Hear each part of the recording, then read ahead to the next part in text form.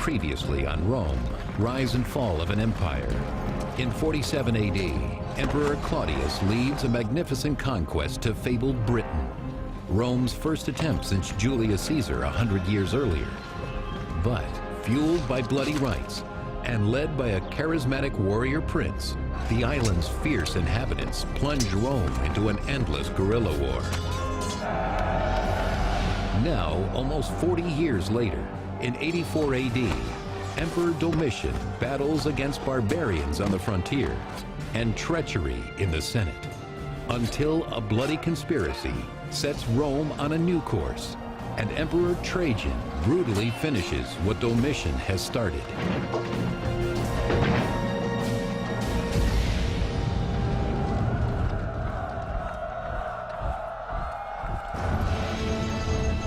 Rome, 80 AD. By the end of the 1st century, the Roman Empire is becoming well established. The army is strong. Battles are won. Dominance is gained. It's entering into a very prosperous period that's going to last about 150 years, up until the middle of the 3rd century AD, when they start to run into real problems. So Rome is entering a very prosperous period at this juncture. Rome has grown large, but surrounding its civilized core, barbarian tribes in Germania and Dacia, modern-day Germany and Romania, resist Roman domination. Most troublesome of these are the Dacians. Their king, Decebalus, is busy courting smaller neighboring tribes, offering slaves and gold in exchange for their allegiance against Rome. He had cast about for alliances to his north and successfully gotten alliances to his north. He had also successfully gotten alliances to his east. So he's becoming increasingly formidable, and the Romans do not like this. The Romans have never liked this. Through these efforts, King Decebalus undermines Rome's strategy to keep the various barbarian tribes divided and weak. The Romans dealt with all of these configurations of tribes across both these borders, largely by seeking to pit them, the one against the other, to manipulate them so that they never achieved solidarity against Rome, on the one hand, and so that none of them ever became powerful enough in its own right by conquering all the others that they would pose a significant enough threat. Decebalus cements his tribal agreements against Rome, just as a precarious imperial transition is taking place. Back in Rome, an inexperienced nobleman named Domitian stands poised to take the throne as his brother, the Emperor Titus, lies on his deathbed. It is a turn of events that no one has predicted and that Rome is not prepared for.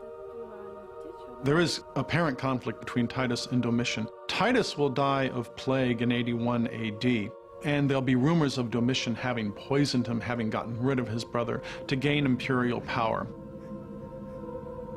Titus, a popular emperor, rules for only 2 years. Domitian resents every minute of it, according to 2nd century biographer Suetonius. Domitian never failed to say that he and his brother should have ruled Rome together, but their father's will had been tampered with. And when Titus was seized with a dangerous illness, Domitian ordered that he be left for dead before he had actually drawn his last breath.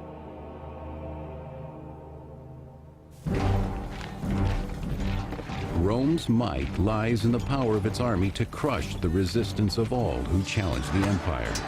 So to prove he is as worthy as his brother and father, Domitian must earn his legacy on the battlefield. In 83 AD, he leads his soldiers to the Germanic frontiers along the Rhine and Danube in a showy display of Roman strength. But Domitian himself will not face the first onslaught of barbarian warriors alone. Accompanying him as his battle commander is someone who lacks both status and experience, someone who can never be a threat to him, Cornelius Fuscus. The man who was most in a position to threaten the emperor, that is, the man in command of troops at Rome, was too low rank to actually think of himself as a significant candidate for the throne. This is a way of protecting themselves by putting someone lower ranked in charge of these troops. Domitian has chosen an easy target, an unprepared and underarmed group of German barbarians. Emperors at the beginning of their reign often like to undertake a campaign, particularly if they feel their position isn't altogether secure. We can imagine that Domitian, who wasn't that much liked by many people, wanted to strengthen his ties with the army, and therefore a successful campaign against perhaps an opponent that isn't altogether ready for the attack might be a good option. The Germans go down in a bloody defeat, and Domitian praises his triumphant legions, raising their pay 25% and taking for himself a new honorary title, Germanicus, conqueror of the Germans.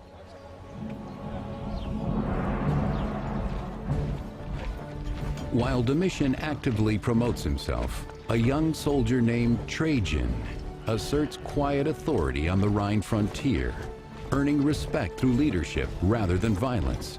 He is a man of ambition and patience.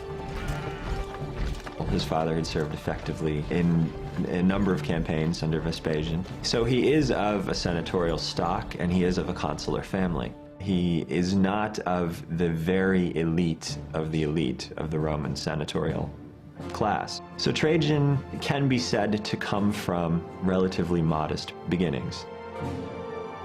Trajan will continue his service to Rome as he awaits an opportunity to prove himself to the new emperor. But to the north, in their weapons workshops, the Dacians are operating overtime, hammering the steel of swords and spears, filling the armory of their king, Decebalus. He knows that war with the Romans is drawing near, and he wants his people armed and ready. Historian Cassius Dio describes him. Shrewd in his understanding of warfare, and shrewd also in the waging of war, Decebalus judged well when to attack and chose the right moment to retreat. He was an expert in ambushes and a master in pitched battles. He knew not only how to follow up a victory well, but also how to manage a defeat. The Dacians were quite a sophisticated, perhaps the most advanced civilization apart from the Romans in the Mediterranean area at this time. So it's not surprising they could pose a serious threat, absolutely.